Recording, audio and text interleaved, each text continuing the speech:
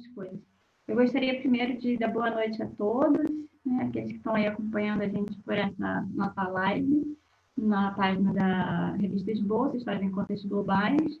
Gostaria também de agradecer a presença, né, dos organizadores do dossiê História Digital Global, a Anitta Luquezzi, Thiago Nicodemo e Pedro Salles da Silveira.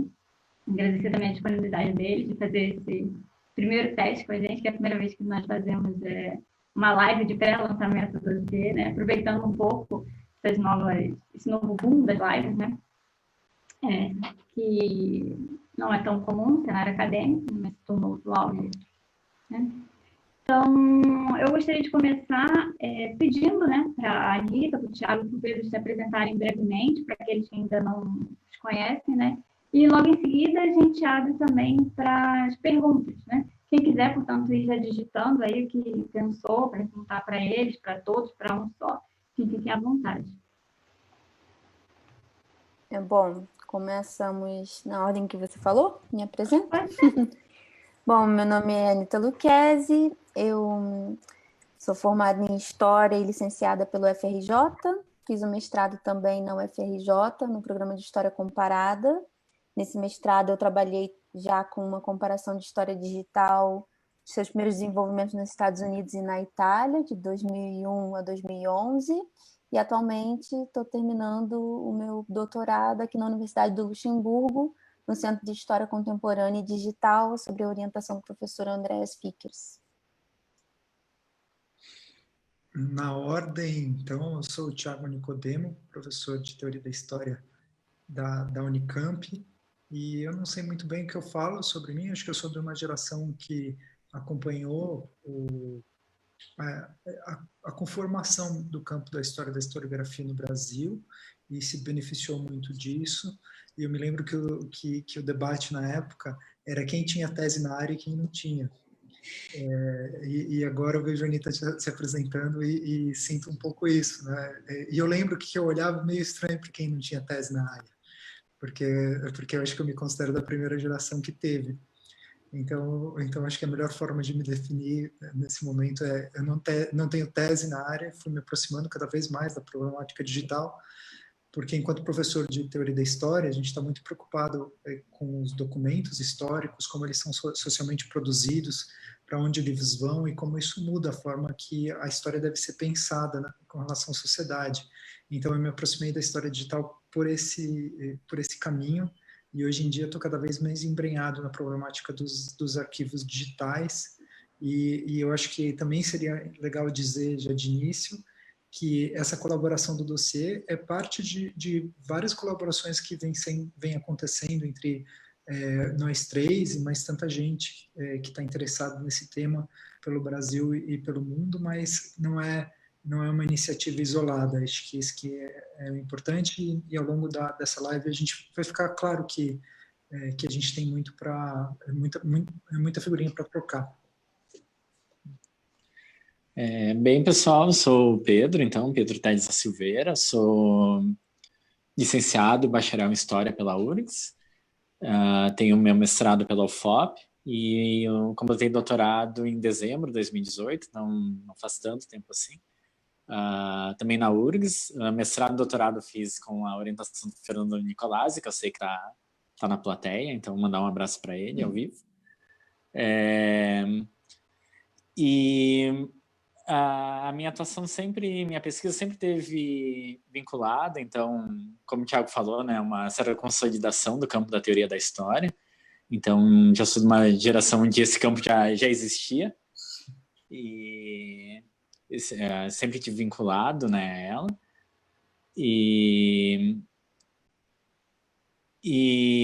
Enfim, abordando a teoria da história da historiografia de uma maneira bastante ampla, inicialmente no recorte da história moderna, e aí depois, quando eu fiz o meu bacharelado, foi posterior ao mestrado, por enfim, uma série de circunstâncias, foi que eu comecei a abordar a história digital como um problema. E aí isso desenvolveu, então, um interesse de longo prazo, não sei quando é que vai terminar isso, provavelmente para sempre, assim, na minha trajetória, e que é de pensar o conhecimento histórico a partir do contato e da relação com as novas tecnologias.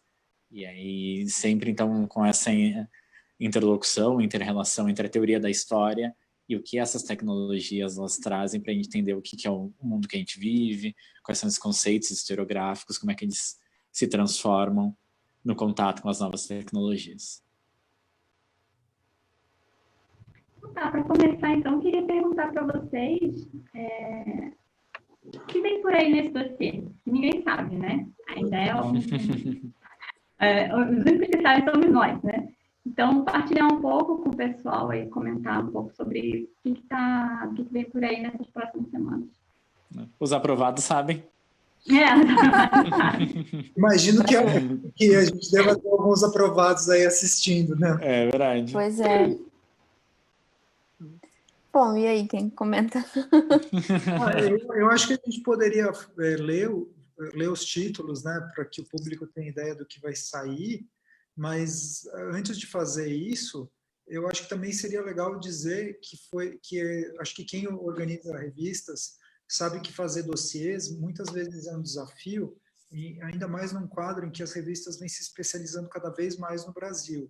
Então, o dossiê acaba sendo específico do específico, e isso significa que, muito frequentemente, os editores têm dificuldade de juntar, acho que a Flávia pode testemunhar isso, né? Tem certa dificuldade de juntar as colaborações, que elas são muitas vezes rarefeitas, porque são especializadas, não só fragmentadas, mas às vezes são poucas, as pessoas não se interessam. O tempo também de produção de pesquisas de ponta, né, em campos que são novos, e especificamente esse como é o caso da história digital e da história global, demora um pouco, né? O tempo de uma pesquisa, ainda mais no Brasil, em história global, é um tempo lento por causa dos recursos. E, no entanto, o dossiê apresentou desde o começo uma qualidade altíssima dos artigos e um diálogo enorme entre as contribuições. E acho que essa é a primeira coisa para dizer, é um dossiê que se apresenta muito coeso e acho que legal de ler. Assim, eu venho agora lendo os títulos aqui na minha frente e vendo assim como eles são interessantes e lembrando como os temas se entrecruzam, né? Acho que algum de vocês deve querer dizer mais alguma coisa. Se vocês não tiverem, depois eu leio aqui, ou a Anitta lê, mas eu gostaria de comentar como foi assim bem temporâneo o tema com o momento que a gente está vivendo da pandemia, né? Que foi muito interessante, porque embora nenhum dos artigos abordasse especificamente uma temática global como a pandemia está sendo agora, mas justamente pela chave do digital, acho que a gente conseguiu refletir sobre alguns pontos que fazem a gente se articular atualmente com o contexto global da pandemia e como a gente pode também pensar o digital como uma ferramenta para enfrentar esses momentos. Por exemplo, acho que a questão da educação à distância é uma das coisas que a gente vai poder tocar durante essa live, né? Se alguém tiver interesse em discutir isso. E acho que a gente fica com algumas questões assim de problematizações em abertas do digital, né? Como teve um dos textos que discutiu, por exemplo, esse paradoxo, né, de como a tecnologia se pretende tão global e democrática e, na verdade, ela acaba sendo, muitas vezes, não tão democrática. Então, gosto muito também de como veio em boa hora, né? Teve um timing muito bom o dossiê e foi muito muito feliz a leitura dos artigos e desse diálogo. Eu acho interessante situar o dossiê num contexto de reflexão sobre o digital no Brasil, na historiografia brasileira, que é esse contexto que é muito marcado. Eu penso também em outras contribuições que a gente teve a oportunidade de fazer, por exemplo, eu e a Anitta, já adiantando também um pouco sobre o ensino, porque a pandemia ela muda tudo no campo do digital, né? Porque todo mundo teve que se digitalizar muito rápido. E a gente está vivendo as mudanças, alguns sucessos, muitas dificuldades, então um contexto totalmente novo. Então, o que me dá a impressão com o dossiê é que ele consolida um certo campo, até de ver referências em comum, muitas delas brasileiras, que ajudam a pensar esse contexto que a gente está vivendo e essa reflexão sobre o que é o impacto do digital na historiografia, mas ela também sinaliza coisas que vão vir. E mesmo que, obviamente, nenhum dos artigos tenha sido pensado com relação a isso, mas, por exemplo, a relação entre o digital e o global, a questão de arquivos, sobrevivência das fontes. Eu acho que esses artigos do dossiê, eles conseguem resumir bem o que já teve até agora e apontar o que vai ser questão a partir daqui para frente. Eu acho isso bem, bem interessante, vem num momento muito oportuno mesmo. E aí eu só ia comentar que eu sempre acho interessante isso, destacar a diversidade de graus dentre os autores, que tem desde pesquisadores internacionais, aí professores brasileiros, mestrandos, doutorandos, inclusive graduandos. E eu acho isso muito importante, porque essa diversidade, enfim, é algo para dar parabéns a Esboços, que está mantendo isso vivo num contexto que a gente está tendo tanta pressão para, enfim, ranqueamento, quadros, que tende a tornar a publicação cada vez mais homogênea e limitada, né? Sempre entre doutores, professores, cada vez mais restrita. Então, acho que isso por si só já é um ponto positivo. Sempre gosto de ressaltar. Mesmo entre nós, né? Mesmo entre os editores, acho que houve uma boa variação de grau e essa abertura, assim. Acho que cada um pôde trazer um pouco de algum ar diferente para refletir. Foi muito bom trocar com você. Já tinha colaborado com o Pedro, mas foi uma oportunidade de colaborar mais proximamente com o Thiago. Muito obrigada à revista pelo convite. Eu ia brincar que entre os editores tem um professor, uma doutoranda e um desempregado.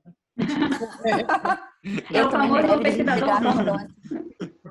A Anitta, como é que é? O Luiz Estevam na UFOP que brincava, que era de edito intelectual, problema social. Pois é. Hoje em dia, edito intelectual e problema social são a mesma coisa.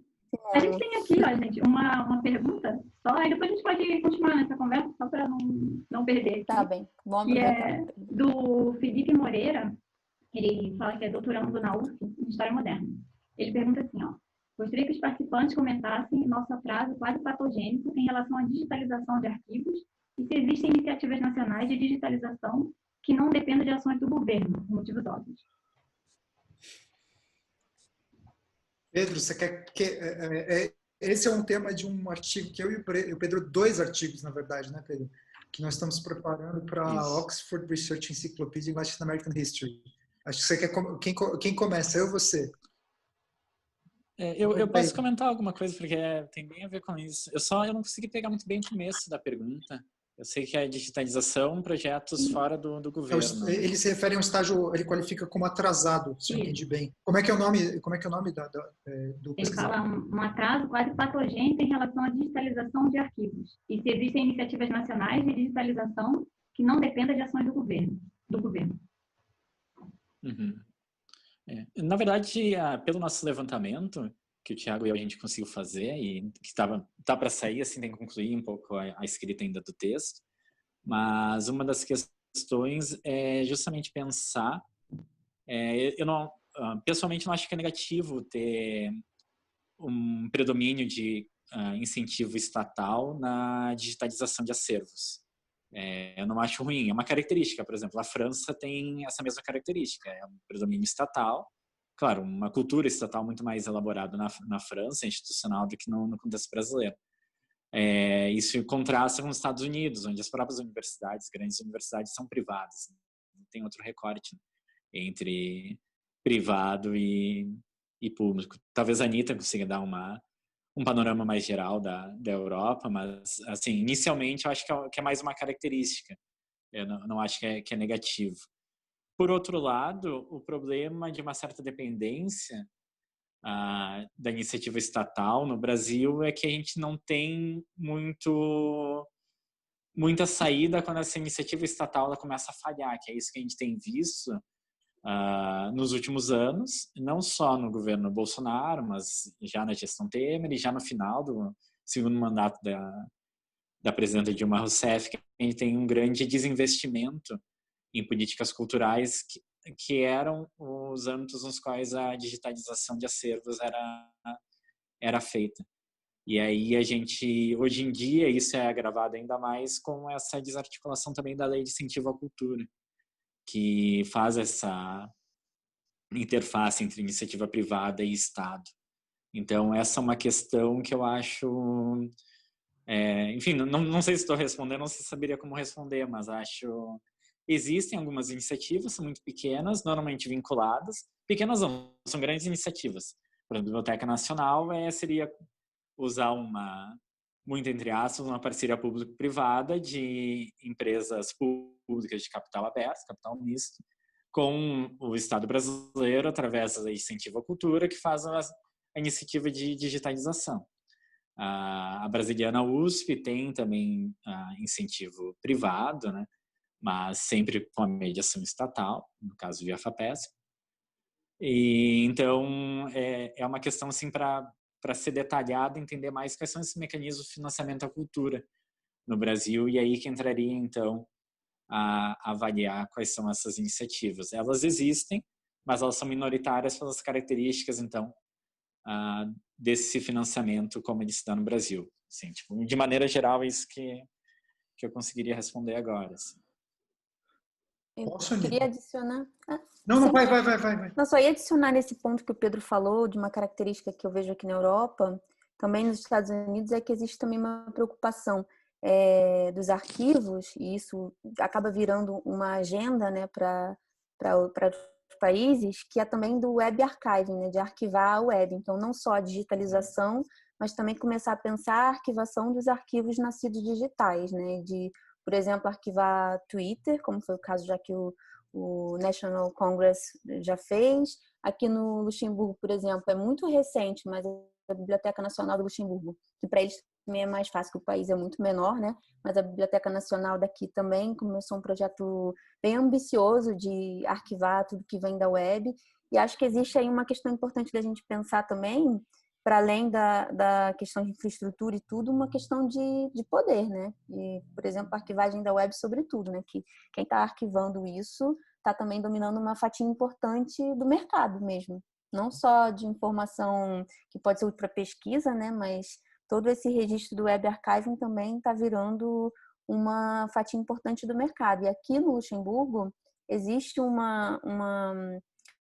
consórcio, né, de parceria público-privada que também se chama Digital Luxembourg, que também é assim, existe uma parte de capital público, uma parte de capital privado, mas que eles fazem bastante lobby, né, por política nacional que incentive muito a digitalização em todos os aspectos, não só a digitalização de documentos, mas a digitalização da vida, da burocracia, né, de reduzir papel e começar a usar formulário eletrônico. Então, um aspecto da digitalização assim mais ampla, que eu vejo assim que é um caminho que a gente está indo sem volta e que ao mesmo tempo, né, a estatização disso ainda pode ser uma segurança para a nação, se a gente pensar que deve ficar na mão de determinados conjuntos privados, nesse sentido pode ser perigoso, porque agora é um setor estratégico, né? Não é só um arquivo, é uma informação como setor estratégico.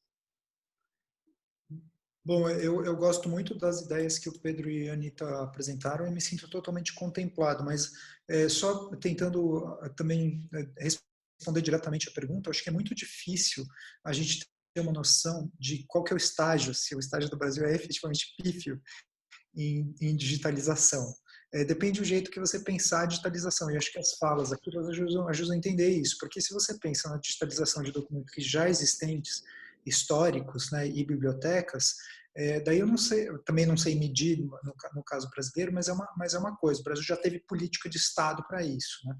E é uma política que não foi uma política só, como o Pedro mostrou, estatal, né? Foi uma política baseada em leis de incentivo à cultura, né? Como foi o caso do projeto da Brasiliana. Tudo bem que quem deu a maior parte do dinheiro foi a Petrobras, que é uma sociedade de economia mista, mas predominantemente estatal por enquanto, mas mesmo assim, né?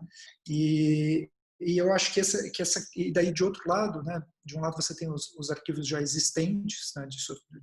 De documentos que tem por base o papel, e do outro você tem os novos arquivos, o que ajuda a mostrar e daí nesse ponto o Brasil nunca teve uma política de Estado e nem está muito longe de ter uma política de Estado. E eu acho que, somando os dois campos, o que a gente vê, na verdade, é a necessidade do setor público atuar com políticas.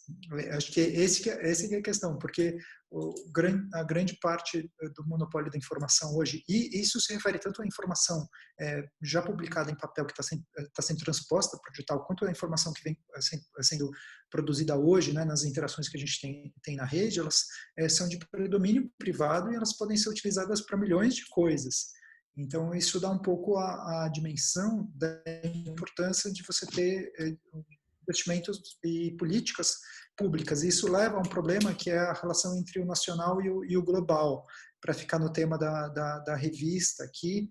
Então, o caso brasileiro, ele mostra uma coisa interessante, que as políticas elas foram estatais e mistas, mas de digitalização, mas elas só pensaram nos usuários individuais, elas não imaginaram que era possível fazer com os documentos depois digitalizados em termos de análise em Big Data, mas a gente não teve no Brasil uma política centralizada. Em alguns lugares, acho que a Anitta está citando um projeto nacional central. Dá para citar também o caso da Biblioteca Nacional Digital do Chile, também nos Estados Unidos. Tem um projeto de uma grande biblioteca pública nacional, né, de um arquivo público nacional, e esse é um problema sério, que é a soberania sobre esses dados. Hoje os arquivos brasileiros vão ter que fazer suas interfaces digitais, e de novo vai se seguir por um caminho da fragmentação do projeto, dado o grau de desigualdade entre os estados do Brasil. Então, acho que essa que é a questão aqui. O lugar do Brasil não é exatamente pífio, visto pela quantidade de coisas que foram digitalizadas, mas o debate sobre a digitalização é pífio, no sentido que ele não pensa toda a potencialidade que esses dados podem ter num futuro que já é presente. A gente tem outra pergunta aqui também, do Fernando Nicolazzi, que ele diz assim, ó, vou aproveitar para perguntar também como vocês têm percebido a relação do público ou dos públicos da história com relação à história digital. Normalmente, pelo menos entre nós no Brasil, a discussão da história digital vem acompanhada da discussão sobre história pública. Então, em que medida a história digital modifica a relação com os públicos? Se é que modifica alguma coisa, obviamente. E aí? Todo mundo quer falar, né? Vamos tirar em um. Eu acho muito interessante a pergunta, inclusive é um traço mesmo que o Fernando apontou, né, nessa interface do público com o digital, né? E nos eventos de história pública no Brasil, a gente também pode identificar isso, né? Tem sempre uma presença de uma mesa, pelo menos, de história digital, tem sempre alguma oportunidade de se pensar a história digital. Eu acho que nem toda história pública ela vai ser digital. Existem muitas formas de história pública que não tem uma presença digital. Mas a gente pode talvez se perguntar o contrário, né? Que vários projetos de história digital têm um grande potencial de serem quase todos públicos. Então, a gente pode imaginar que, embora a gente possa ter níveis diferentes de apresentação de um trabalho, como, por exemplo, um dos primeiros trabalhos de história digital feito nos Estados Unidos era uma coisa assim, super para a academia, não era feito para o grande público, mas era um texto chamado The Difference Slavery Made, que era feito com o William... Agora me fugiu o nome. William Thomas e Ada Reyes. William Thomas, obrigada, Pedro. Então, o Thomas e o Ayers, quando eles publicaram esse texto, eles publicaram para os seus pares. Só que a navegação desse texto, inclusive eu discuto isso na dissertação, a navegação do texto ela pode ser tão estratificada que permite, inclusive, que pessoas que não querem se aprofundar tanto no tema consigam acessar o saber, aquele conhecimento, de uma forma assim, né, mais palatável para o grande público, né? Navegar assim, um texto que é mais curto, ou ver, por exemplo, as visualizações, os mapas, e não necessariamente entrar em todos os detalhes que, para quem está na academia, seria interessante, em todas as referências, né? Olhar em todos os detalhes, as fontes que eles conseguiram linkar, porque uma das vantagens dessa apresentação que eles fizeram online era também poder trazer as evidências para dentro do texto online, e não só fazer uma referência.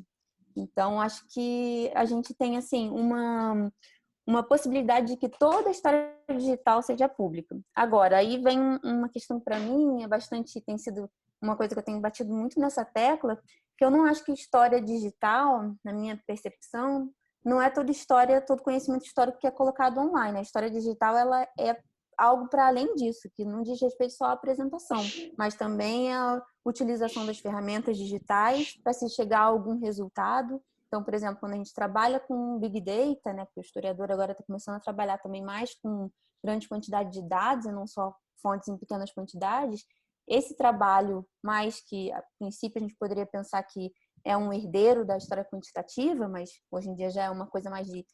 Aqui no Luxemburgo a gente chama de digital hermeneutics, né, que é uma hermenêutica, uma interpretação com o digital. Isso eu também acho que é história digital. E muitas vezes isso fica só nos bastidores.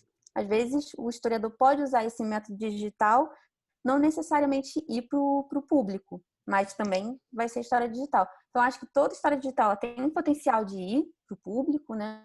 E também, na verdade, pode, assim, ter também diferentes layers, né? Diferentes camadas.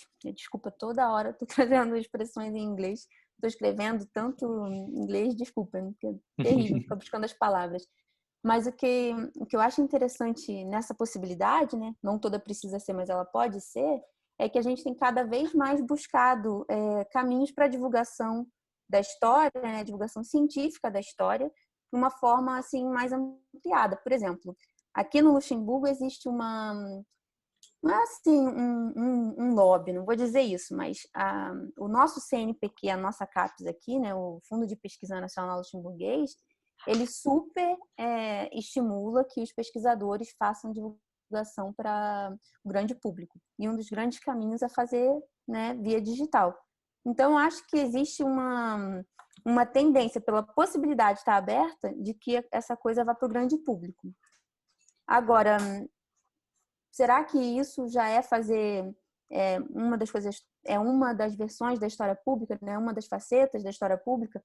Eu gosto do que o Bruno Leal tem também trabalhado, né? Como uma das possibilidades da história pública ser essa divulgação científica. Então, eu acho que não é necessariamente o fazer história pública, né, na internet com o público, nem tudo vai ser crowdsourcing, nem tudo vai ser colaborativo, nem tudo vai ser interativo, mas talvez exista um caminho para uma divulgação científica da história que toda história digital pode ter como destino, né?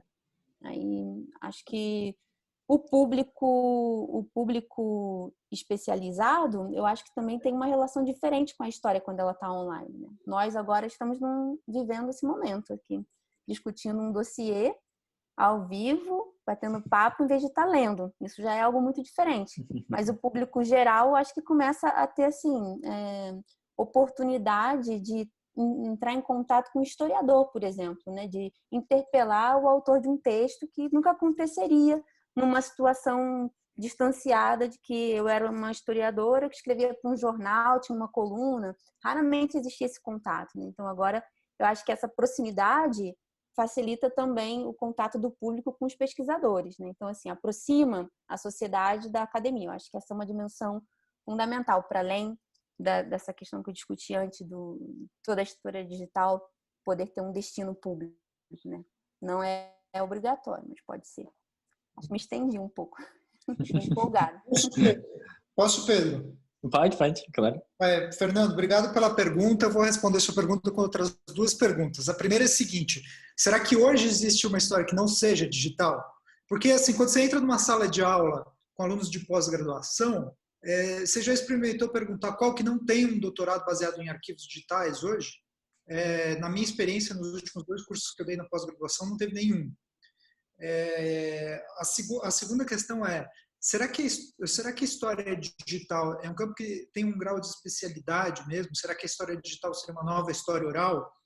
Ou será que a história digital, no fundo, é meio um caminho para uma história contemporaníssima, né? para uma história do século XX, do século XXI, para um recorte que é uma história da técnica, de modo que, ao invés da história digital poder ser algo contemplado por todas as disciplinas da história, ela envolveria uma nova disciplina ou ela envolveria uma revisão de todas as disciplinas existentes no ensino universitário e, consequentemente, na elaboração de livros didáticos e no ensino em médio, né, no ensino escolar. E daí eu vou te dizer o seguinte, que a tarefa da história digital hoje é demonstrar que a natureza epistemológica das coisas, quando se transpõe para o digital, não são a mesma que as coisas no analógico. Acontece alguma coisa de diferente que está inscrito na história da técnica e dos suportes. Então, vou citar alguns exemplos, né? Do modo geral, o que acontece é um processo de subjetivação maior e de fragmentação maior. Quando as coisas se tornam digitais, é mais fácil você fazer uma conexão direta entre aquele que consome informação e aquele meio que produz informação. Então, por exemplo, o youtuber de história, ele não é uma forma complementar ao historiador, ele é uma forma concorrente ao historiador, assim como ele é uma forma concorrente, assim como o Uber é uma forma concorrente ao taxista, e assim sucessivamente. O que tem em comum entre esses exemplos meio esdrúxulos? O que tem em comum é que são ações peer-to-peer, né? São indivíduos que estão fragmentados do tecido social, não se identificam mais com conceitos coletivos singulares que o amparem, né, como democracia, solidariedade, nada disso, e eles estão e é justamente isso que cria o poder entre eles, que no caso do youtuber, né, ele fala sobre algo que é importante para ele, ou seja, algo que é do foro íntimo da sociabilidade. Por isso que o youtuber pode ser um aluno de história e ter milhões de seguidores, porque ele fala aquilo que ele viu na aula, que é importante para ele. Depois, no programa seguinte, né, no episódio seguinte, pode falar que ele gostou de comer uma barra de chocolate da marca tal. E quem assiste também cria uma empatia por causa disso, porque você também acha aquilo lá interessante, ou você se cria uma empatia pela humanidade da pessoa. E tem uma estranha semelhança entre isso e a forma com que a pesquisa histórica é feita hoje, né? Porque você entra dentro de um arquivo global, transnacional, e você pode falar de questões que não eram faladas antes, que a nossa geração não podia fazer. Né? Você entra num grande arquivo de escravidão digital, né, atlântica, e você tem contato com recortes que não eram possíveis antes. E mesmo quando você faz uma pesquisa básica para escrever algo, você pode baixar um monte de coisa, mas você não tem capacidade de ler tudo que você baixou. Então, a sua atenção também vai ser uma atenção fragmentada, segundo a empatia e segundo aquilo que é importante para você, que vai até no nível, que é algo que a gente faz muito normalmente, de colocar o search, né, e procurar pela palavra-chave que te interessa dentro de um arquivo, e a leitura acontece assim. Quer dizer, tudo do fazer histórico acaba mudando, e eu acho que no fundo tudo conflui para um problema, que é um problema de uma nova relação dos indivíduos com a sociedade, e também de uma nova temporalidade que ajuda e ratifica uma sensação de uma emergência do tempo histórico presente, né? Uma anti-hermenêutica. Então, que as funções da sociedade hoje são tão diretas com conhecimento histórico, mas ao mesmo tempo é tão difícil de você veicular um conhecimento histórico que a gente considere universitário e crítico, porque são formas concorrentes.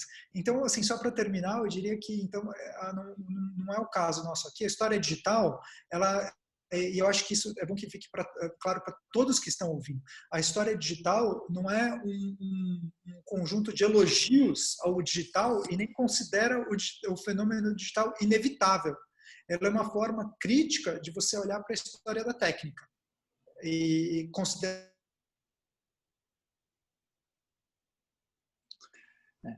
Bem, eu não sei muito bem que responder depois das respostas do Thiago e da Anitta, que eu concordo, não tenho nada a acrescentar, assim, eu acho que as duas vertentes estão completas. Então eu ia tomar um pequeno desvio, assim, ser um pouco pela tangente para tentar te responder, Fernando. Mas, e pegando o gancho do Thiago, eu acho que é a questão de pensar como que a história digital e a história pública elas podem se constituir num campo que é o das disciplinas que a gente conhece, então a história como uma disciplina, mas também como um desafio essa organização disciplinar. E no caso do digital, acho que isso é muito evidente, como a Anita comentou, que tudo que é digital tem potencial de ser público, e eu gosto de pensar nisso. Um exemplo assim, que me vem, a gente também conseguiu aproveitar, por exemplo, na sala de aula como espaço fechado, sob domínio, por assim dizer, do professor, ela é desafiada de todas as maneiras pelo digital, desde o aluno que está vendo o celular, o professor que está vendo o celular, tá usando uma tecnologia, até então o mundo de fora está entrando na sala de aula, ou o aluno está gravando, levando a aula para fora, né? Então esse recorte entre eu não acho que muda o recorte entre público e privado, mas muda o recorte entre público e institucional. Era aí que eu queria chegar. E isso eu acho que é o desafio grande que o digital coloca para a historiografia, e que também torna difícil dizer se a história digital é um novo campo, é uma nova abordagem, ou é uma modificação mais geral. O que é a história digital, né? Porque me parece que ela altera o digital, assim, falando muitas aspas, assim, tipo, mas o digital ele altera as regras do jogo para definir isso. E eu acho que é isso que torna tão difícil colocar. E diante disso, eu acho interessante. A gente tem que ter uma abordagem também que venha de nós, como historiadoras, que a gente pode propor a partir daí, né? Como uma abordagem crítica, por exemplo, como o Thiago falou.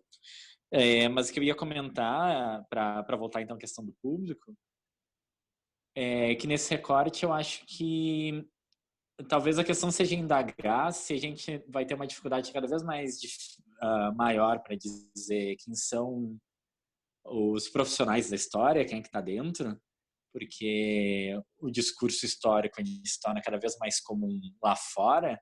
A questão também implica repensar, por exemplo, o espaço da sala de aula, e um recorte que eu pessoalmente acho muito problemático na história pública, que é, por exemplo, na expressão que é muito utilizada das torres de marfim da universidade, que eu acho isso falso, porque a universidade é um espaço público. Então, a história pública parece que se constitui dizendo que o público está lá fora. E eu acho que o digital, nesse caso, a história pública, vem mostrar que o público está aqui dentro. Nós também somos público. Também somos públicos. Então, isso pode ser aproveitado de diversas maneiras. Uma, obviamente, é o questionamento da legitimidade do discurso historiográfico acadêmico, mas também pode ser uma ampliação de horizonte, de público, de diálogo. A gente pode ver uma esfera pública mais diversificada, enfim. Aí a gente tem uma situação nova. Então, acho que é questão justamente de ver uma situação nova. Embaralhando um pouco esses conceitos que justamente o público e o digital, juntos, eles acabam embaralhando. Então, como eu disse, é uma saída um pouco pela tangente, porque eu não respondi nada, mas eu pensaria um pouquinho assim, a partir daí. A gente tem outra pergunta aqui do Davi Aroeira, acho que é Kakovitz. Ele diz assim, né? Olá, boa noite, meu nome é Davi, mestre em História pela FMG.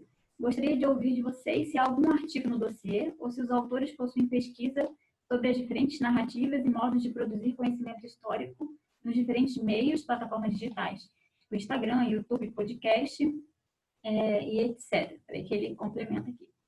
Para esclarecer a pergunta, refletir inclusive comparativamente diferenças e semelhanças dos meios, desafios, limites e possibilidades, etc.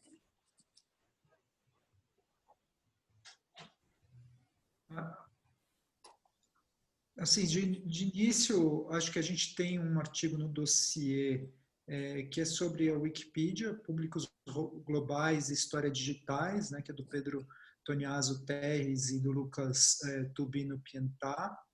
E tem outros também, não tem, gente? E eu acho que o artigo que também do Alexandre Fortes e do Leandro Guimarães Marques Alvim, que é Evidências, Códigos e Classificações, o ofício do historiador no mundo digital dá uma boa geral nessa questão. Agora, se eu entendi bem a questão, é sobre esses novos suportes, né?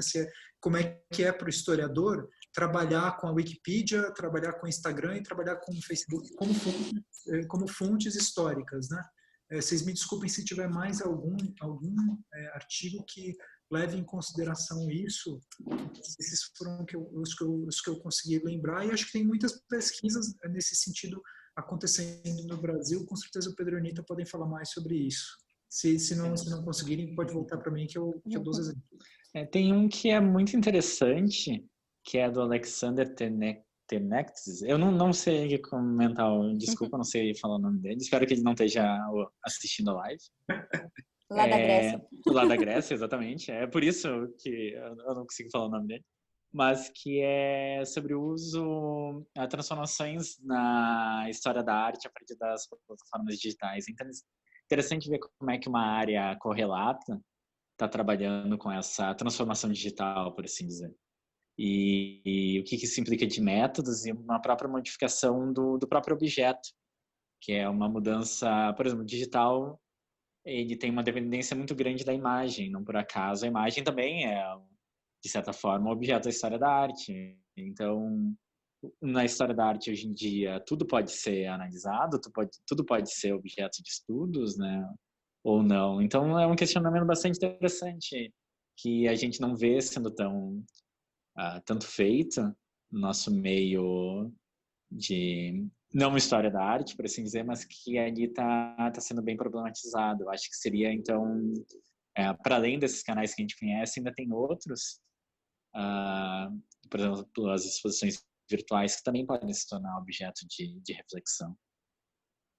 Sim, acho que para além disso também, a própria emergência desses novos arquivos e do fato de que os historiadores podem começar a criar seus próprios bancos de dados, esses também são novos suportes, né? Que antes a gente sempre dependia de um banco de dados de uma instituição que era, de certa medida, um pouco alheia, né? Uma autoridade acima de nós. E agora nós podemos também criar num Google Docs, num Excel, um banco de dados, né?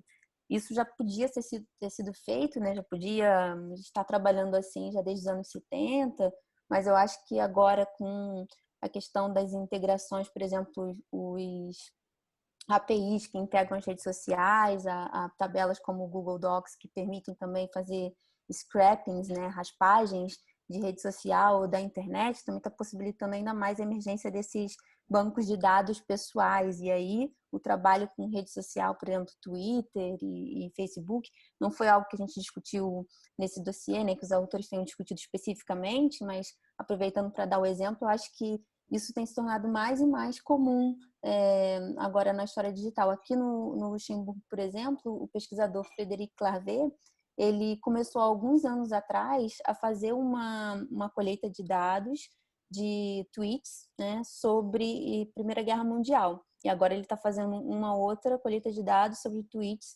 sobre a memória do Covid.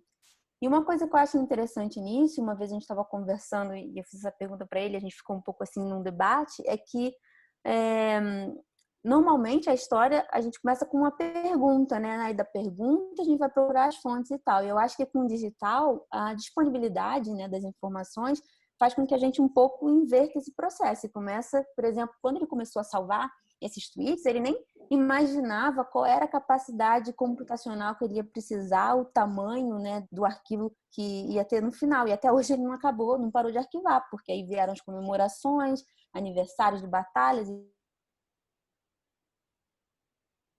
para depois fazer uma leitura distanciada. Mas inicialmente o Clavé ele não tinha uma pergunta. Então isso também é algo que eu acho assim interessante a gente pensar, né? Como a rede social e a quantidade da informação, para além de ser um novo suporte que traz outra discursividade, que traz além dos textos as imagens e mesmo outra modalidade de texto, né? As hashtags por si sozinhas, né?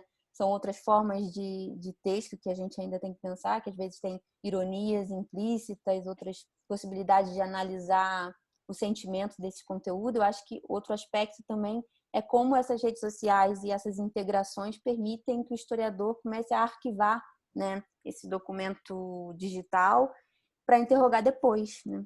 E eu acho esse processo interessante, começar a pesquisa ao revés.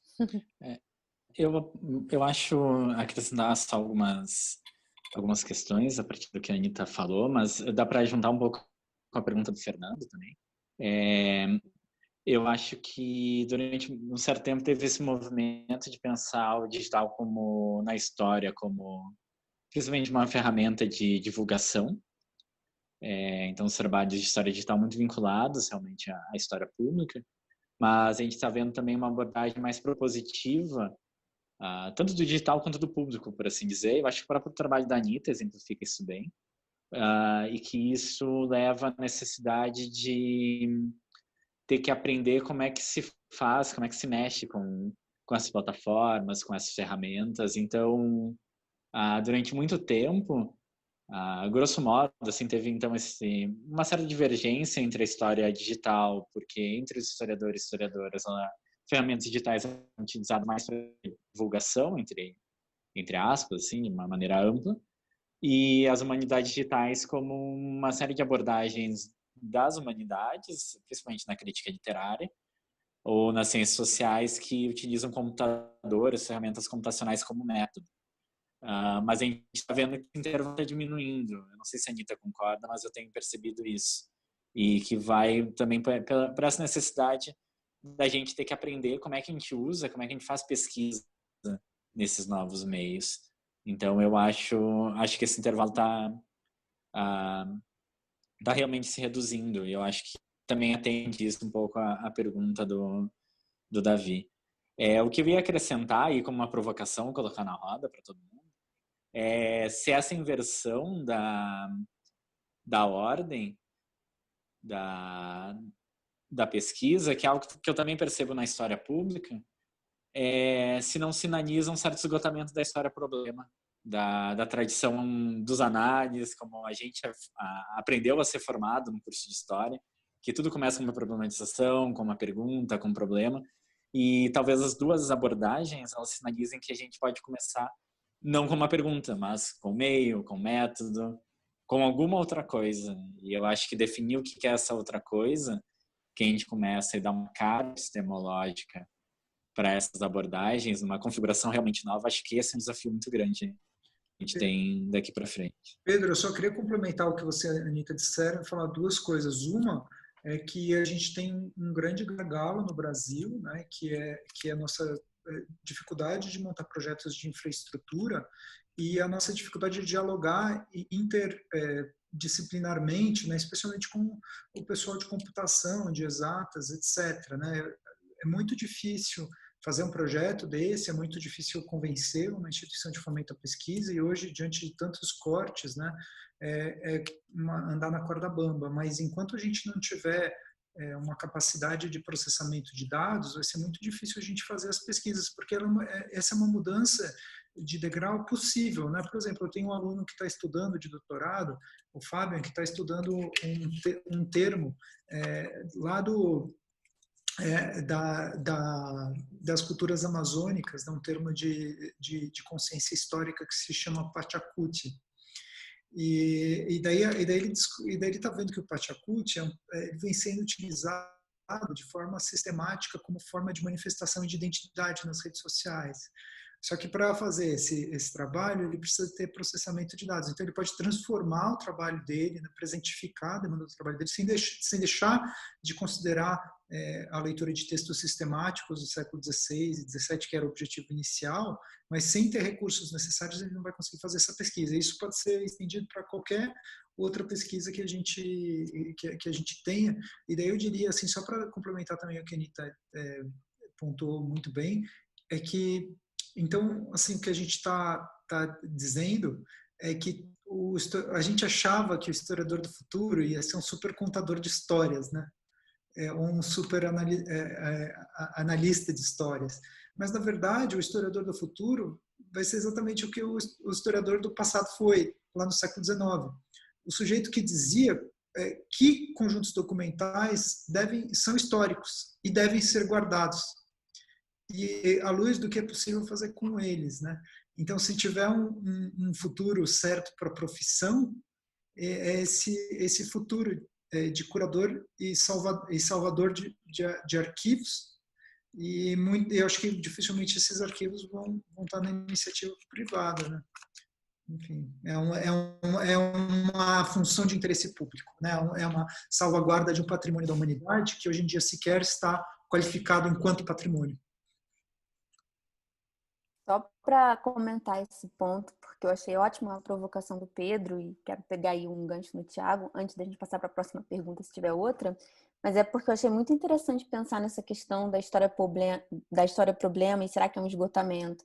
E talvez o problema, o Tiago apontou aqui, talvez o problema seja justamente esse excesso, né, de informação, a questão da necessidade da gente lidar com esses novos arquivos, novas formas de arquivamento e ter que dominar essas técnicas, né?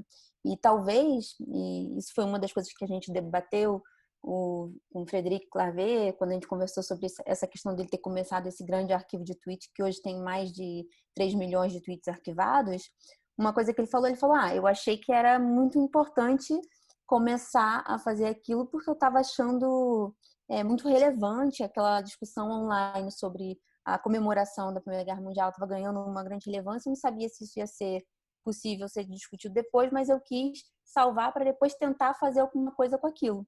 Então eu acho que a angústia dele de querer aprender como trabalhar com aquela quantidade de informação, com aquele formato, né, que também para se levar em consideração que o tweet é um outro formato de conversa, né? Eu acho que essa angústia já foi o problema que o mobilizou para fazer esse arquivamento. Então, eu acho que existe ainda um resquício da história problema, é verdade, eu concordo com o Tiago que a gente está um pouco mais parecido com esse historiador do século XIX, talvez a gente está caminhando para um historicismo, um novo historicismo digital, em que, né, a gente se preocupa com documentos de outra forma, mas existe ainda um problema, né? Então, talvez dê para a gente conciliar e fazer uma coisa híbrida, assim, de historicismo, mas sem ficar tão positivista, né? Fazer um pouco de problematização. Bom, a gente tem aqui mais uma pergunta da Denise Frigo. Ela pergunta assim, ó, como vocês têm percebido a recepção do ensino de história digital nos cursos de pós-graduação e graduação? Cursos, disciplinas no Brasil. Poderiam comentar um pouco mais sobre essa aproximação da teoria da história e da história digital?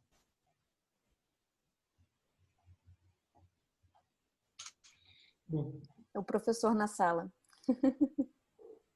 Quer começar, Thiago? Peraí, acho que são duas perguntas, né, Flávia? Só para organizar aqui, são conectadas, mas são duas, né? Isso, parece que são duas. A primeira é sobre o ensino de história digital nos cursos de graduação e graduação, como é que é a recepção.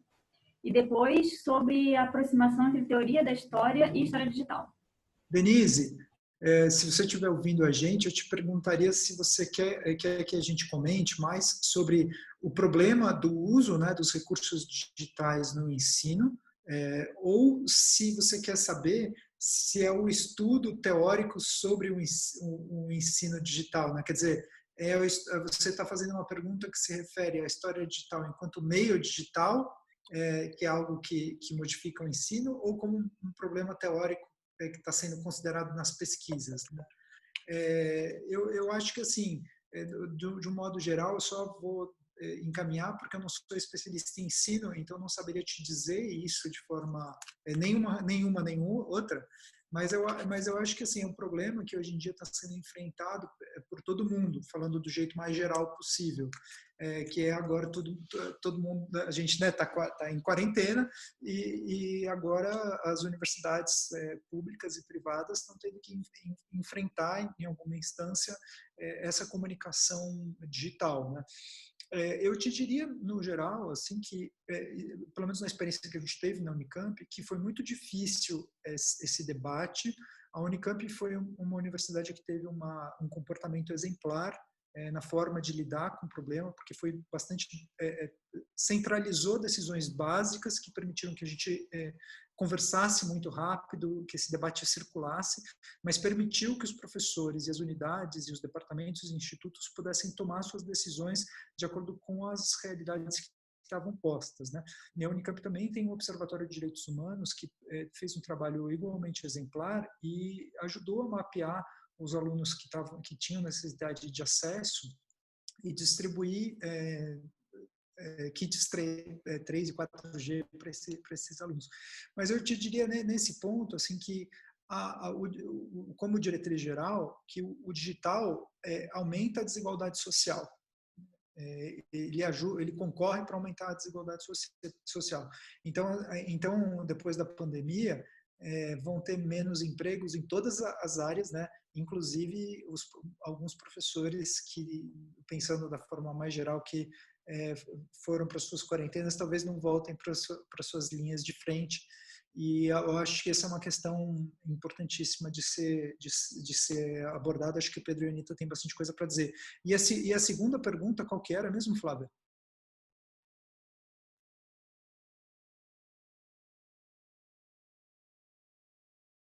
A segunda parte? Microfone.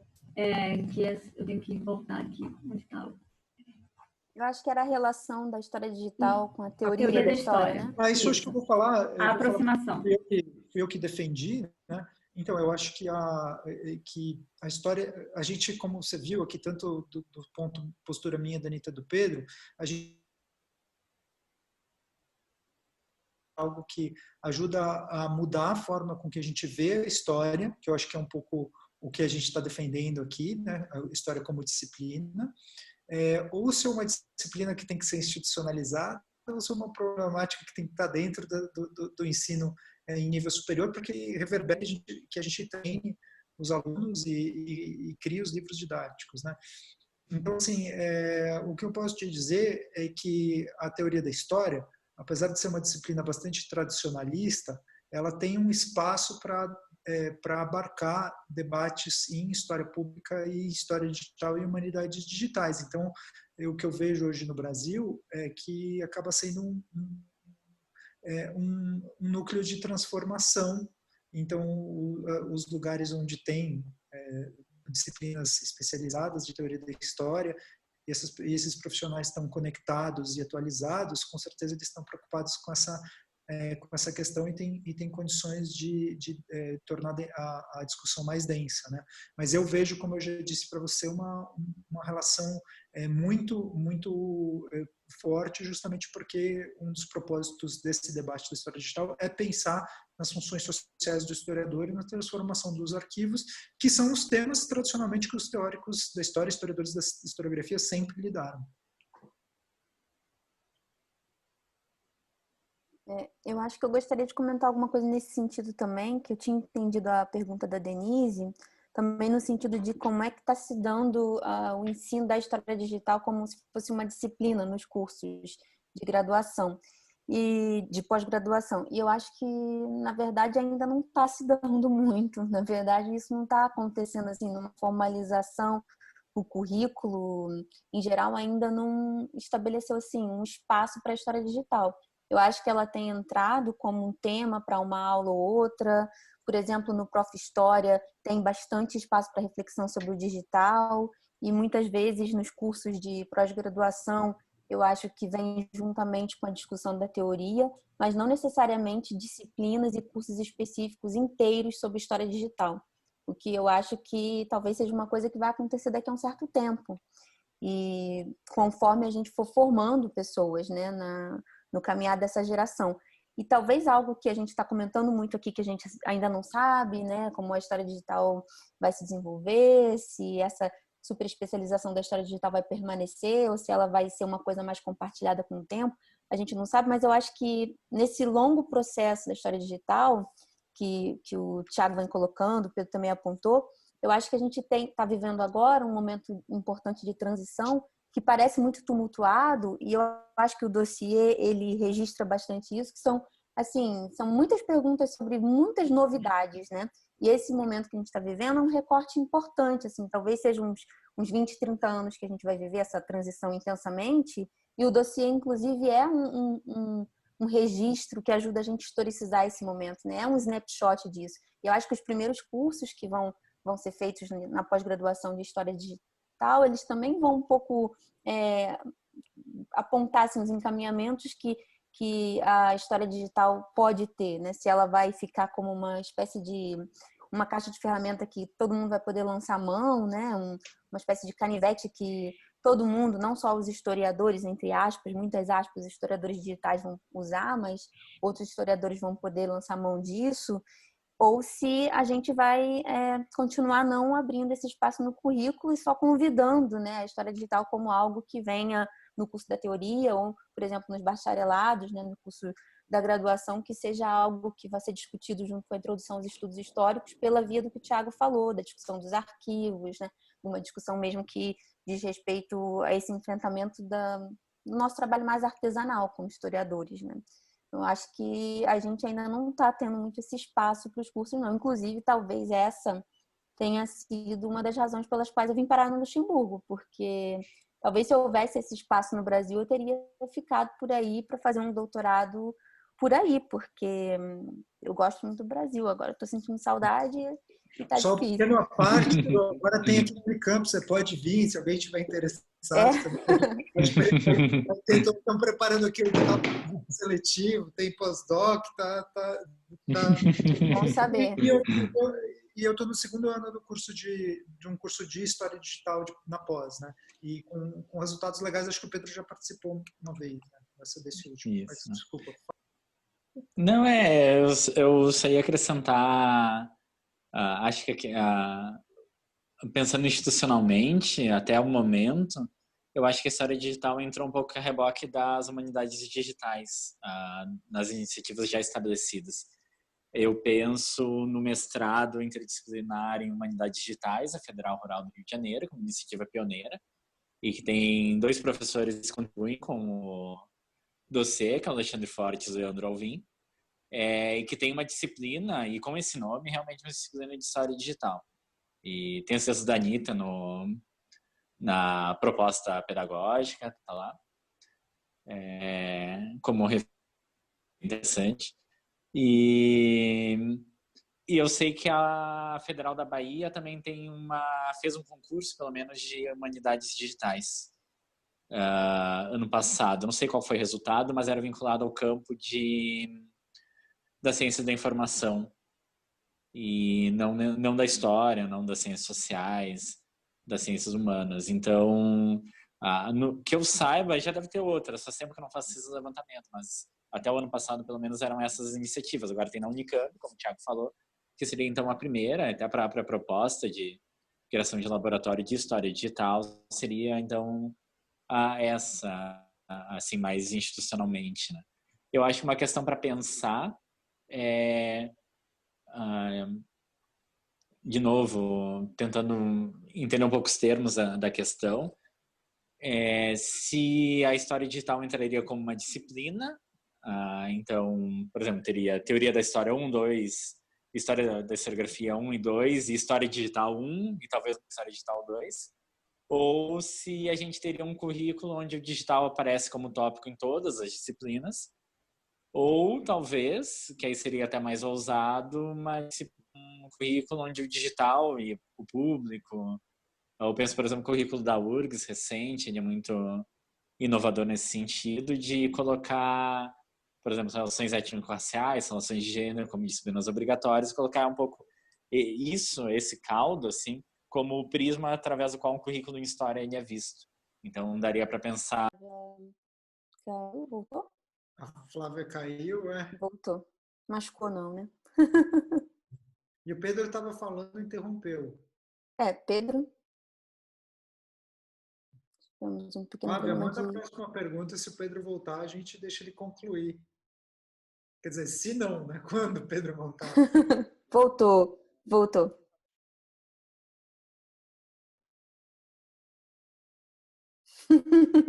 Bom que ela estava terminando, né?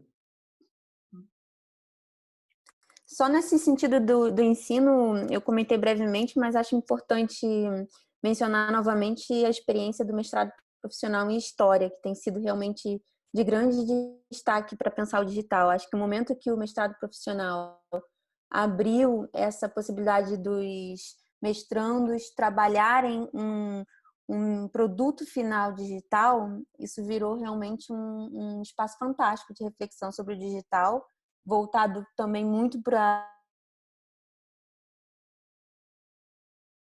Foi assim, um marco na pós-graduação profissional, nesse caso, né, no Brasil. E no texto que eu e o Pedro em breve vamos publicar também tem um pouco dessa apreciação sobre o Prof. História.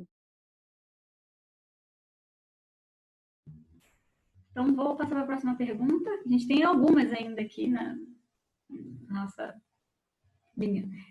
O Pedro Botelho. Como vocês percebem a influência das mídias e dos influenciadores digitais como produtores de história digital?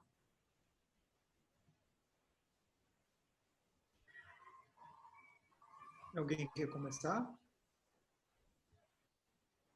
Pode ser. Eu posso falar rapidinho. Olha, eu acho o Pedro Botelho, eu vou só dar um encaminhamento da forma com que eu enxergo, né? Eu vejo que a gente precisa entender na universidade como é que a história está se proliferando no YouTube, por exemplo, e eu mesmo não sabia direito antes de dar esse curso de história digital quais eram os blogueiros de youtubers de história mais acessados, né? E eu acho que quase nenhum deles é historiador mesmo, né? Então eu acho que é uma questão bem complicada, porque eu vejo que são formas concorrentes de produção de conhecimento histórico, mas que o desafio está posto para nós, né? Nós que precisamos mudar um pouco e sermos capazes não de comunicar melhor, mas entender que a história digital transforma a forma de relação com os nossos objetos históricos e a forma com que a gente faz pesquisa. É assim que eu enxergo. Mas passo aí para os outros. Bom, eu acho uma coisa... A gente comentou um pouco na resposta à pergunta do Fernando, que a gente se estendeu um pouco mais falando dos públicos. Isso o Thiago já pegou, mas acho algo importante a trazer também, e tem sido muito debatido, né? Como que a gente está nessa concorrência. E talvez a gente precise também tentar olhar essa concorrência, não só pelo prisma talvez negativo que a palavra concorrência traz, mas também pela maneira como está revolucionando a forma como a gente se coloca no público e tudo mais, e a forma como que outros sujeitos podem, né, trazer a experiência deles sobre a história. Então, assim, eu penso muito que um dos papéis sociais da história digital hoje em dia, a gente se posicionar politicamente sobre os discursos negacionistas, sobre o revisionismo que se dá online, né? A internet, e a Flávia está aqui, pode falar talvez melhor que a gente sobre as batalhas da memória na Wikipedia, por exemplo. Eu acho que a internet se tornou uma arena assim, de debates e por muitas vezes se parece um território sem lei. E nós, historiadores, temos um papel fundamental, né, em nos posicionarmos sobre isso e tentar apontar quando discursos que falseiam a história aparecem. E existe uma linha muito sutil, né, quando a gente critica um Brasil paralelo e coloca no mesmo saco todos os outros não historiadores. E eu acho que aí a gente precisa tentar, e vai ser muito difícil, identificar assim, que vai haver muitas pessoas, muitos produtores de conteúdo, muitas pessoas que eram só um perfil na rede social e de repente se tornaram influenciadores digitais, que vão talvez produzir conteúdos relacionados à história, né, que vão ajudar a compartilhar o conhecimento histórico e vão se engajar num debate em torno de consciência histórica junto com os historiadores, que não necessariamente vão estar aparelhando ideologicamente o seu canal, um canal no YouTube, né, ou uma conta no Twitter, por exemplo, monetizando aquele canal e utilizando daquilo para uma determinada um fim político, como a gente tem visto no caso desse exemplo que eu citei, do Brasil Paralelo. E aí, na história pública, por exemplo, e aí de novo, né, parece que toda hora a gente tem aquele cacuete, né, tá falando da história digital, mas vou aqui me apoiar na história pública rapidinho. Mas o Michael Frisch, por exemplo, tem um conceito muito interessante, que é o da autoridade compartilhada, e que eu acho que é realmente um grande desafio, porque mesmo na história oral já é um dos desafios da história oral, né?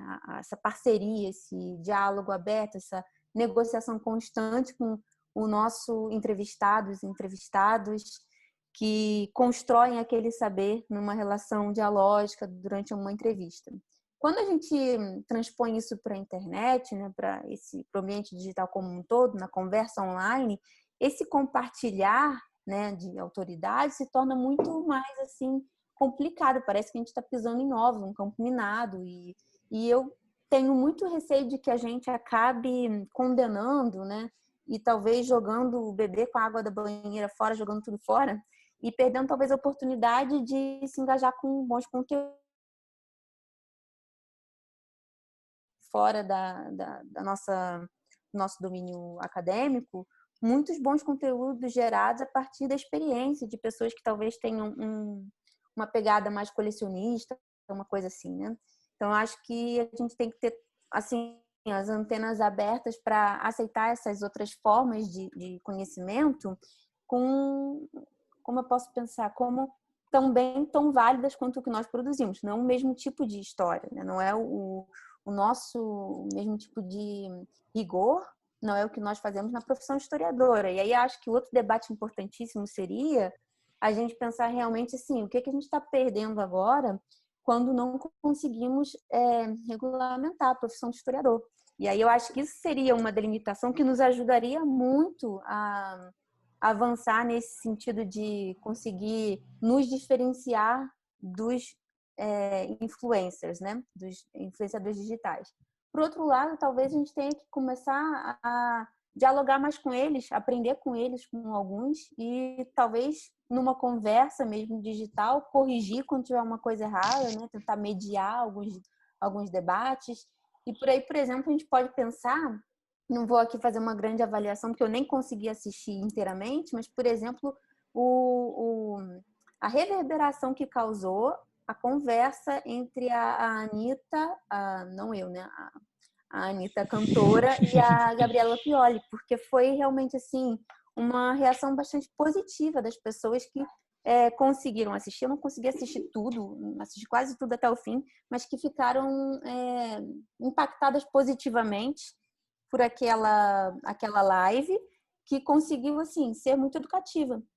Então, assim, não era um conteúdo histórico necessariamente, mas muito conteúdo histórico passou por ali para entender a política no Brasil. Então, eu acho que vai ser um trabalho difícil para a gente, mas acho que a gente tem que encarar, assim, tentar mesmo nomear, né? E aí dar nome aos bois quando esses bois estão saindo, né, da linha. E aí, por exemplo, eu acho que a gente pode, sem medo, né, nomear, por exemplo, que conteúdos lá os dicionários do Leandro Narlock são conteúdos complicados. Mas a gente pode pensar que o que a Gabriela Pioli tem publicado, né, em conteúdo audiovisual, está indo numa outra direção, um pouco mais educativo. E aí eu acho que a gente tem um desafio muito grande pela frente, que vai ser de formação, né, dos estudantes de escola básica, nessa direção de conseguir construir o pensamento histórico-crítico e concorrer, aí de novo voltando à palavra a concorrência, com esses influenciadores digitais, mas concorrer conseguindo salvar o que é de bom, né? Sem condenar tudo. Como, por exemplo, também, agora a gente já não condena tudo. E eu acho que o trabalho que tem sido feito com a Wikipedia, e a Flávia, eu acho que tem muito a nos contar sobre isso, mas o trabalho de valorizar a Wikipedia enquanto conhecimento histórico e também de tentar, né, fazer com que os historiadores também se engajem na produção daquele necessariamente de olhar a Wikipedia, tá vendo? Aqui é um espaço que o pessoal tá aparelhando, então vamos rejeitar, vamos refutar e nos afastar dele, né? Eu acho que a gente tem que tentar mesmo se posicionar e tentar tomar lugar também, né, nesses espaços. Eu concordo totalmente com a Anitta, com o Thiago também, mas a Anitta falou algo bem interessante, que é talvez tirar um pouco dessa carga negativa de concorrência e para tentar entender, enfim, é um contexto diferente, né, com mais discursos, mais agentes participando dele. Estava pensando aqui, um privilégio de ser o último a responder agora, porque a gente pode ficar pensando também com o que os colegas falaram, mas eu lembrei do ensino de história, do ensino da pedagogia, que eu não conheço, mas que é, se não me engano, a tradução pedagógica, E eu acho que talvez seja interessante a gente pensar nessas traduções, não só do conteúdo e da forma, mas das maneiras como se legitima um conhecimento nas diferentes instâncias onde esse conhecimento está sendo passado, transmitido ou elaborado. Então, na academia é uma questão, entre os influenciadores é outra. Eu acho que isso poderia... Eu acredito que a gente precisa elaborar conceitos para perder uma certa tendência reativa e a considerar que os fenômenos novos são necessariamente negativos. Eu acho que eles são novos e aí então a gente precisa elaborar alguns conceitos ou adaptar alguns conceitos que permitam dar conta dessa situação nova de uma maneira que nossa primeira reação não seja condenar ou nos afastar. Então, eu acompanho muito pouco no geral, assim, Pedro, tenho uma séria dificuldade com o YouTube, que eu estou começando a superar só agora, é uma dificuldade de atenção, acho muito difícil ficar vendo um vídeo por muito tempo. Mas é uma idiotice minha, assim, uma questão totalmente pessoal, porque eu sei que é um âmbito extremamente importante da comunicação atual. Então, eu não acho negativo o trabalho que os influenciadores fazem. Claro que existem influenciadores. Né? O que eu ia comentar, muito brevemente, eu digo isso porque, na verdade, eu não sei muito comentar para além disso. Acho que a gente pode ver com bons olhos o que está sendo feito nessa esfera. Que eu acho interessante pensar em novas identidades de historiadores e historiadoras, e é o historiador como influenciador, né? A gente tem um grande exemplo do Leandro Carnal, e eu pessoalmente gosto. Acho que é uma figura interessante no nosso debate público no Brasil de hoje em dia. O Nicolás, que a gente já comentou aqui, já perguntou, a Lidiane Soares Rodrigues tem problematizações sobre isso, e que é interessante entender quais são essas novas... O Bruno Laitano, no dossiê, ele coloca essas figurações de historiador, né? E uma delas é o historiador vinculado à mídia. E não deixa de ser um intelectual, mas intelectual de uma certa maneira. Acho que também é um campo positivo. E o que eu ia dizer, talvez o que a gente pudesse pensar, e é algo que, como a Anitta falou, a gente tem cacoete falar em história pública quando fala em história digital. Mas algo que eu tenho pensado assim, na convergência das duas talvez a necessidade de profissionalizar o que a gente faz na academia, até para encontrar novos campos de atuação, que muitos estão se fechando por causa enfim, uma série de motivos, muitos deles bastante ruins, na academia brasileira, mas que é a falta de investimento, esse desmonte que a gente está vivendo, né? Mas a profissionalização ela poderia vir por uma compreensão um pouco maior do que significa produzir conteúdo e o que é essa cadeia de produção do conteúdo. E é uma cadeia de produção que ela é muito ampla. Eu tenho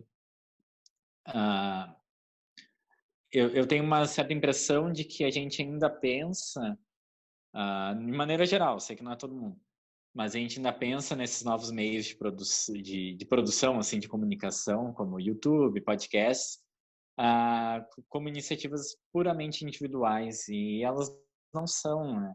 Tem agências, tem companhias, tem empresas, tem uma equipe por trás desses influenciadores, por exemplo. E a questão é por que nós, como historiadores profissionais, não estamos lá. A gente poderia fazer a pesquisa que assessora a criação de conteúdo. A gente poderia estar pensando como que o conteúdo que alguém vai divulgar, ele pode ser mais atento, não aos critérios da legitimidade acadêmica, porque ele não precisa, mas pelo menos as versões historiográficas mais correntes. O Marcelo Tel tem uma série de artigos muito interessantes sobre isso, na Tempo e Argumento, que é de pensar em o que é a produção de conteúdo e realmente colocar, acho que a questão é o que a gente pode fazer nessa situação e não necessariamente responder a ela, mas como que a gente pode ser propositivo, como que a gente pode ser ativo nessa situação. Eu iria um pouquinho por aí também. Só queria dizer que essa é uma das maiores características que liga a história digital à história pública. A história pública nasceu na década de 70, depois daqueles cortes na Inglaterra neoliberais, e a questão principal foi a questão do emprego, do dos historiadores, a história pública se voltou para áreas para os parques, para o patrimônio, para o museu, né? E eu acho que isso liga muito a gente historicamente, esse diálogo, né? Ele é praticamente reproposto hoje, né? Que acho que a questão, de novo, é quando você olha para o YouTuber, para essas novas formas de comunicação da história, como é que a gente vai treinar alunos para novas profissões, né? Para saber lidar com Big Data. Acho que é isso que o Pedro tá falando, mas é muito importante, porque no fundo essa que é a transformação prática dentro dos departamentos de história, né? E é com isso que esse que é o real que a gente tem que lidar. Tem aqui mais uma pergunta do Pedro Toniazzi Teres. Ele fala assim: pensando na relação entre o digital e a pandemia, me chama a atenção que se evidenciou a questão da desigualdade de acesso e exclusão digital no Brasil e em várias outras partes do mundo. Enquanto pesquisadores da história digital, como lidar com este tema da exclusão e os diferentes níveis de acesso entre a população?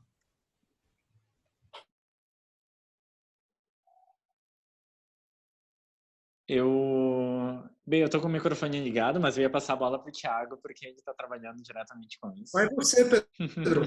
Eu já comecei várias. Começa você essa. Do digital da pandemia? Na verdade, eu passei por um motivo a bola para ti, mas eu vou retomar então, já que tu passou. Não, não, tô brincando. Mas, enfim, eu tô longe do âmbito do ensino. Eu posso falar da minha experiência pessoal, ela tem sido bastante interessante, a questão do digital da pandemia, porque estando um pouco afastado, assim, da vida acadêmica direta, eu tô tendo uma vivência acadêmica mais intensa desde que tudo ficou online, desde que tudo parou do que antes. E então a minha reação tem sido um pouco de pensar por que a gente não fazia as coisas online antes? Por que a gente não transmitia ao vivo? Me parece, tipo, meu Deus, tipo, que burrice, por que a gente não fez, sabe? Tipo, olha o público que a gente alcança. Por exemplo, na live, eu não sei quantas pessoas a gente tem ao vivo agora, mas já teve gente da UFMG, teve gente aqui de Santa Maria, que eu sei, tem da UFSC, né, que é a revista. Então, um evento que teria um público local, de repente tem um alcance nacional. Então, assim, da minha experiência pessoal, ela tem sido bastante positiva. Mas, assim, a minha experiência pessoal não é muito restrita nesse caso, né? Eu acho que, complementando uma resposta que o Thiago tinha comentado antes, eu acho que o digital, a pandemia está escancarando que o digital é uma infraestrutura que a gente tem. E assim como esses grandes problemas de infraestrutura que a gente tem no Brasil, se fala muito da questão do saneamento, por causa da questão sanitária, né, do Covid, a gente está vendo que o digital também o digital não é mais uma camada que fica por cima das demais, como se fosse uma espécie de acessório, né, para a vivência contemporânea. O digital é essencial, ele é parte enfim, é a luz, é a água, esses requisitos básicos, né. E eu acho, então, a questão da desigualdade digital no país, ela é muito, muito real, ela é muito séria, porque, como todo problema de infraestrutura, ela gera exclusão. E sem conseguir ser resolvida, essa exclusão tende a aumentar. Agora, a gente... enfim, eu diria isso, assim, não saberia mais para o que dizer enquanto alguém interessado na disciplina histórica, o que a gente pode fazer. Eu acho que dá para pressionar instituições, principalmente as universidades, para, de novo, eu já usei essa palavra, mas para terem uma postura mais propositiva e principalmente nossos pares, nossos colegas, de que a Anitta comentou isso, usou essa, que é um pouco jogar o bebê com água fora, sempre persistendo, mas um pouco isso. Enfim, a gente tem um debate muito sério sobre o que é EAD. A gente tem que fazer esse debate muito sério, mas eu acho que não pode ser pautado na rejeição ao ensino online. Nem toda nem todo âmbito de ensino é igual, a universidade é muito diferente da educação básica, isso é óbvio, mas ele não pode ser pautado na rejeição, porque na rejeição eu acho que todo mundo vai ser excluído. Então, acho que o efeito vai ser mais negativo ainda. Então, a gente tem que pensar novas formas de novo, que sejam propositivas, ao mesmo tempo que sejam realistas e que sejam utópicas para a gente conseguir melhorar o que a gente tem. Eu queria comentar, aproveitando que o Pedro comentou algo assim, para além do dossiê, mas no dossiê a gente tem um artigo que discute um pouco essa problematização da infraestrutura, né, o digital como infraestrutura, que é um texto do Leonardo Zenha Cordeiro, do Renato Pinheiro da Costa, problematizando a questão da formação do professor e as tecnologias digitais no contexto amazônico. E daí, né, é bom que, assim, eu vim de uma formação do Sudeste e a gente está aqui falando talvez para um público muito sul-sudeste, a gente pegou aqui nos exemplos que o Pedro citou, pelo menos, eu não estava acompanhando no Facebook, eu estou só vendo a minha tela do Zoom. Então, não sei quem está acompanhando, mas o fato é que é muito recente, por exemplo, a criação do curso de História na Universidade Federal do Pará, e aí começar a pensar a questão do digital é ainda uma coisa ainda assim, um trabalho ainda maior para se construir essa infraestrutura, e aí a gente pensa, então vamos trabalhar a tecnologia digital, mas aí você vai para a sala de aula e não existe o básico, né? Não tem conexão, não tem os equipamentos, isso é um grande, grande, grande problema. Mas eu concordo com o Pedro que a gente não pode tentar, porque não existe, rejeitar. Eu acho que se não existe, a gente então tem que abordar uma das questões que os autores trabalharam nesse artigo, que é trazer o debate para o campo da política pública, né? O que tem que ser feito no campo da política pública para a gente conseguir buscar essa igualdade? Não só pela desigualdade, a gente rejeitar totalmente todo o pacote, né? E, para além disso, eu acho que um problema assim, correlato a esse do acesso, né, da infraestrutura enquanto equipamento, hardware, é também a questão do letramento digital, que o acesso, às vezes, ele é garantido, a pessoa pode até ter o 4G, né, como o Thiago comentou, que em muitos casos a universidade conseguiu garantir o acesso à internet, mas muitas vezes existe uma questão também de letramento, de não navegar facilmente por todas as plataformas, né? E esse problema do letramento digital, né, dessa literacia dos meios, ele é de muitos níveis, né? De níveis de pessoas que, como nós, que estamos aqui agora utilizando essa plataforma e temos acesso a isso todos os dias, trabalhamos no digital, às vezes a gente não sabe como compartilhar uma tela, como conectar isso e aquilo ali no outro, aí tem que testar 1000 vezes. Isso a gente passou essa semana, a gente testando coisas. Semana passada eu tive isso com a professora Rebeca Gontijo e a gente está aprendendo todo dia. E tem outros níveis que são de pessoas que não conseguem sequer fazer funcionar a plataforma da EAD da sua escola. Então, assim, vai haver muitos níveis e a gente precisa tentar, talvez, trazer essa discussão primeiro para o âmbito da denúncia, né, de reconhecer isso que o Pedro colocou na pergunta dele, né, nessa questão que existe essa desigualdade, é importante a gente denunciar, mas um outro é levar para a política pública, né? Se não vamos rejeitar totalmente, porque vai ser talvez parte dessa transição que a gente comentou, necessário, de talvez isso todo mundo tem chamado muito de o novo normal, né? E o novo normal vai ter muito digital. Talvez a gente vai ter que, né, lutar contra isso, mas aceitar que uma parte disso já está acontecendo e fazer um grande debate para levar isso para uma discussão pesada de políticas públicas. O que pode ser feito para a gente reduzir efetivamente essa desigualdade, né? Quais são as medidas que o governo pode tomar por isso, né? E aí eu acho que um caminho necessário, fundamental, é que a gente não deixe que a educação pública termine de ir pelo ralo abaixo nesse governo, porque aí a gente não vai ter nem pela via da política pública como resgatar, né, um pouquinho de dignidade e noção de igualdade. Então, acho que um pouco por aí. Só, Thiago, se tu me permite rapidinho, é só complementando, a Anitta colocou isso nas palavras certas, que é pensar como política pública. E eu acho que é interessante, a gente tem que pensar que esse novo normal, ele não vai ter só novo, mas ele vai ter muito normal. Eu acho que a gente tem que ver não só sinais de ruptura e transformação, mas também de continuidade. E uma das continuidades que a gente tem, e que é um aspecto que se tornou muito importante para mim na escrita da minha tese sobre história digital, sobre o digital na história, por assim dizer, muito vago o que eu tratei na tese, mas, e que eu já comentei em outras oportunidades, que é a relação entre o digital e o mundo do trabalho, o computador e o mundo do trabalho. A relação vem desde o século XIX, quando o computador moderno surgiu. E isso a gente vê hoje em dia também. Então, digital, o impacto que a gente está tendo justamente no mercado de trabalho, no mundo do trabalho, o que significa trabalhar, como é que se trabalha.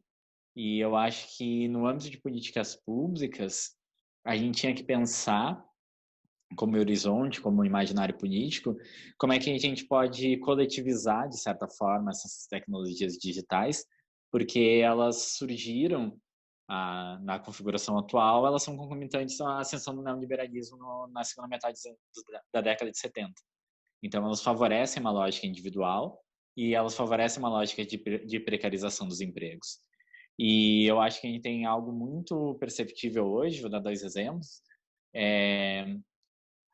Uma questão que eu acho muito básica de pensar, mas que passa desapercebida, é que, por exemplo, no componente de um salário, normalmente se inclui pela legislação o deslocamento. Então, o trabalhador ele não pode pagar para trabalhar. O empregador ele paga o deslocamento para ele. Se o empregado não sai de casa, esse dinheiro vai continuar a ser pago ou não? Da mesma forma, o trabalhador ele trabalha no escritório, digamos. Ele não paga a luz, não paga a água, não paga a internet. Ele está trabalhando em casa. Essa conta que seria então a infraestrutura do trabalho é ele que está assumindo. Então o salário dele está rendendo menos. E isso é uma questão muito importante, porque quando o salário rende menos, o lucro da empresa aumenta. O Facebook, que está, enfim, de uns anos para cá se tornou, enfim, dá para dizer quase uma companhia do mal, assim, personificação do mal. O Mark Zuckerberg já anunciou isso. Ele disse que ele vai pagar diferente para onde os funcionários estiverem. Se o funcionário morar em São Francisco, que é o aluguel mais caro, vai pagar mais caro. Se um funcionário morar no meio oeste norte-americano, onde é mais barato, vai pagar menos. Então, por que são 2 pessoas fazendo o mesmo cargo, ocupando o mesmo cargo? Por que elas vão receber menos? Então, a gente tem que tomar muito cuidado com isso, porque os prejuízos vão ser individualizados. E, com isso, quem está a parte mais fraca da cadeia vai sofrer mais. Então, a gente tem que lutar, assim, como imaginário político, para coletivizar essas tecnologias e os impactos da pandemia também. Eu concordo muito com o Pedro Conita, mas eu acho que teve um aspecto da pergunta do Pedro Terres que talvez valha a pena comentar aqui, que é a relação entre história, né, fazer histórico, a desigualdade social e o Covid. É lógico que vocês estão tratando do aspecto desse problema sobre outros aspectos, mas eu acho que vale a pena dizer aqui que tem uma questão central que é da memória do Covid, e porque é uma questão elementar, elementar para fazer histórico. Os silenciamentos não serão registrados, como é que fala assim? Não vai ser a Globo que vai mostrar, né? Não vão passar na Globo. Então esse é uma... E é lógico que tem tudo a ver com o que vocês estão falando, porque se o acesso aos meios digitais são mais escassos, então, consequentemente, você tem menos possibilidades de registros, e de modo que você pode, eventualmente, essa história do Covid é uma história que está acontecendo em frente aos nossos olhos, mas esses arquivos vão se perder com o tempo, isso sem contar os arquivos que sequer vão existir, de mortes, silenciamentos, histórias de pessoas que dedicaram suas vidas ou sacrificaram eventualmente as suas vidas para salvar os outros, né? E daí essa é uma questão muito, muito séria de como é que a gente capta essa memória, porque ela acaba batendo não só a possibilidade desses registros no futuro serem utilizados para reconstituir as narrativas, mas também por uma questão de justiça, para nós podermos fazer a conta direito dos prejuízos e que nós possamos responsabilizar as autoridades que concorreram para que essas mortes acontecessem ou fossem amplificadas a essa medida que hoje nós vemos. Então, a questão do arquivamento do Covid e dos silenciamentos, ela é uma questão fundamental e é uma luta fundamental de todos os historiadores e de toda a sociedade, porque é uma luta para a gente poder ter a dimensão do que está acontecendo e também poder, no sentido mais jurídico possível de prova, responsabilizar os agentes públicos e privados que estão concorrendo para que isso aconteça. Então, por exemplo, não é só o silenciamento no sentido de dar conta daquele sujeito que morreu sem que isso gere um registro de que ele teve Covid, né? Os famosos, como é que isso chama? Subnotificações. Mas dar conta, a gente conseguir, com um banco de dados, conseguir dar conta do impacto de um fake news, saber qual foi o alastramento, saber de onde esse fake news foi emitido sobre a cloroquina, agora eu vi uns muito bons, mais recentes, sobre o remédio de piolho, que pode ajudar no combate ao Covid, e isso tudo, assim, como o Pedro lembrou, tem uma infraestrutura para que essas coisas sejam produzidas, né?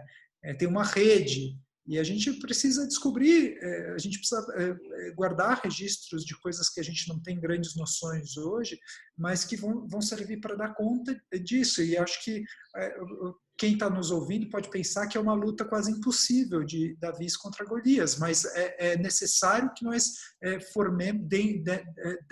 demos conta desse processo. Eu acho que na luta contra a ditadura no Brasil, nós fomos particularmente mal em armazenar e contar os nossos corpos, né? Isso só aconteceu com a Comissão da Verdade em 2012, mesmo se a gente for levar em consideração, a lista dos mortos e desaparecidos na ditadura é uma lista praticamente de indivíduos da classe média, né? Os silenciamentos mesmo da população indígena, da população negra, quilombola, aquilo não está lá, né?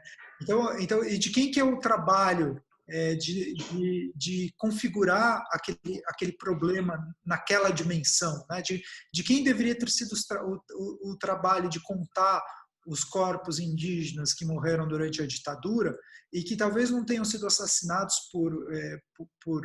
por generais dentro de porões, mas que certamente na expansão da Transamazônica morreram morreram anônimos, né? Sequer tiveram direito a uma vala. Então, o trabalho que não foi feito direito naquela época é o trabalho que a gente tem que fazer hoje. E a história digital ajuda muito. Eu ia comentar, desculpa, que o Thiago comentou antes do século XIX e dizer que talvez a gente volte para uma situação até anterior, pensando no Cícero, nas duas leis da história, que é que o historiador não pode mentir nem omitir. E a grande questão, porque se mente ou omite, não tem muito caminho para descobrir o que foi naquela configuração historiográfica. Então, mentiu, todos os historiadores vão vir depois e vão reproduzir a mesma mentira. E omitiu, ninguém vai saber, vai cair no esquecimento. Então, a gente está um pouco numa situação parecida, que muita coisa se perde, muita coisa está corrompida, por assim dizer. E a gente está perdendo um pouco um âmbito que antes me parece que era dado pelo próprio conceito moderno de história, de saber que a história aconteceu apesar dos registros. E hoje em dia a gente tem que voltar aos registros e garantir que eles existiram e que eles são registros confiáveis, ou entender como é que os não confiáveis surgiram, porque senão a gente não vai ter como conseguir contornar isso, que esses lançamentos, como o Thiago comentou, que não vão ser registrados. A gente não vai ter meios de contornar, porque a gente não tem mais esse amparo numa narrativa histórica que está acima, como a gente desenvolveu na modernidade. Queria então agradecer vocês, desculpa por esse inconveniente, né? Que estava tão legal o bate-papo, que infelizmente caiu, fechou tudo aqui, o Facebook fechou por si mesmo, né? Não sei porquê. Mas queria agradecer e vamos tentar então marcar para, quem sabe, semana que vem ou na outra, a revista também já vai estar pronta para ser lançada, a gente está agora no processo final, né, de fazer um outro bate-papo de lançamento, né, do dossiê, respondendo aquelas perguntas que ficaram, né, sem resposta, porque a live foi encerrada, e quem sabe acolhendo outras também, né, que vem por aí. Legal. Obrigada. Obrigada pelo convite. Muito obrigada, Flávia. Tá, Foi muito legal mesmo. Muito bom. Obrigada, meninos, pelo debate, pelo diálogo. Gostei muito. Essa chance. Agora, na próxima, a gente faz o pós-live. Fazemos o lançamento oficial. Faltou o monumento dos monumentos caídos, hein? Poxa, pois é. Jogar o Borba Gato aqui no Tietê. Eu vi algo muito legal na Inglaterra, estão criando um mapa colaborativo de monumentos para serem derrubados. Melhor crowdsourcing possível. Essa é a história pública que vale a pena. Ai, ai. Tá vendo? O digital tá sempre lá com a história pública. Ó, o mapa é digital. Muito bom, gente. Obrigada, então. Eu por aqui também vou partindo. Aqui são 1h07 da manhã. Então, vou deixá-los. E fico aí na disposição para o próximo convite, da nossa próxima live. Beleza. Abraço. Tchau, tchau. Tchau, gente. Obrigado. Obrigada.